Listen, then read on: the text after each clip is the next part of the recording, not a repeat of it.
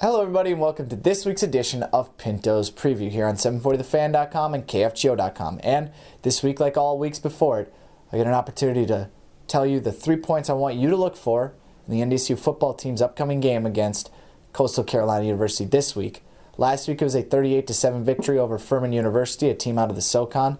The Paladins, great first half, really stayed with NDSU and then just did what a lot of teams have done against NDSU this season, withered and fell away in the second half. Now, the first point I want to bring up for NDSU fans to look for in the CCU game is the running attack.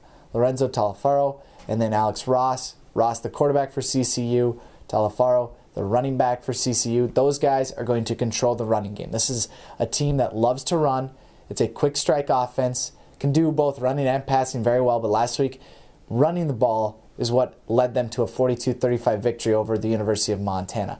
They're going to have to do that to keep the crowd of NDSU out of this game, control the ball, control the clock, keep the defense off the field. The second point I want to make is also CCU related. The size of this team is big up front, but the size of the receivers and the depth of the receivers is something you're going to have to look for. CCU, I believe, has 6 receivers with 20 or more catches throughout the season. NDSU only has 2 guys with 20 or more catches. They don't even have a third guy with 20 receptions so far in their wide receiving core. Zach Vraw, Ryan Smith. CCU has several wideouts. It's one of the best positions that they have going for them. So look for Alex Ross to be able to spread it out confidently to these big receivers. A lot of 6'2", 6'3", big body receivers on this team. They may try to get physical with those NDSU corners.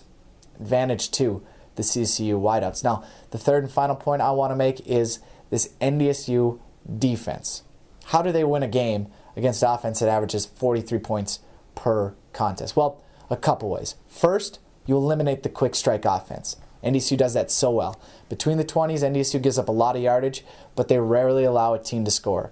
CCU is all about quick scores. You look at some of the big plays they had against Montana, that was the reason why they were able to win. Quick, very efficient offensively. NDSU is going to disband that completely because they make you grind out yards, they make you grind out scores. That's going to be tough.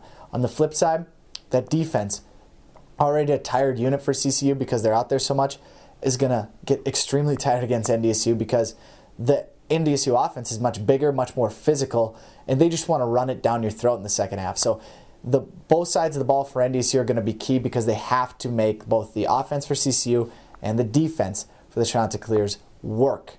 That's going to be key in this game. Now, the X factor for this game, you guys, the fans. The reason I say that because I think emotions are going to be high with the fans. I think once they see head coach Craig Bull run out onto the field, knowing that this is his last go-around at NDSU ever, this could be his possible last game as the NDSU head coach ever. Last time they may be able to see the seniors.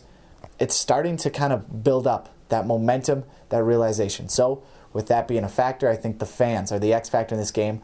Loud, proud, and out of control. Going to make it very tough for CCU to get anything going offensively. Finally, my prediction. I don't think it's going to be 14 points, 10 points, maybe. At this point, with all the things that have happened off the field, still tough for me to say that NDSU wins by 14. I do say NDSU will win. However, I think it's going to be 27-21.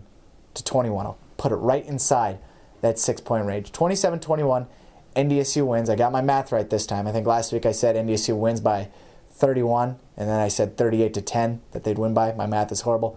27-21, a touchdown win for the Bison. So, for 740thefan.com and kfgo.com, I'm Daniel Gunderson.